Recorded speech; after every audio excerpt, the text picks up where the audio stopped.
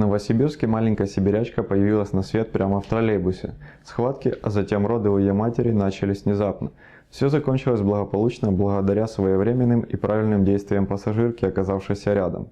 В этом же троллейбусе домой после работы ехала Ольга Нафтаева, которая стала акушеркой, сообщает портал НГС со ссылкой на мэрию Новосибирска.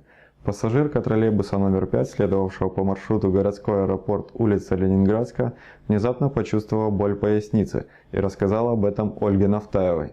Та ранее сама родила 3 детей и сразу поняла, в чем причина болей, поэтому приняла ряд единственно правильных решений. Сообщила о происходящем водителю троллейбуса, остановила его, высадила пассажиров и устроила постель для роженицы, а также вызвала скорую помощь.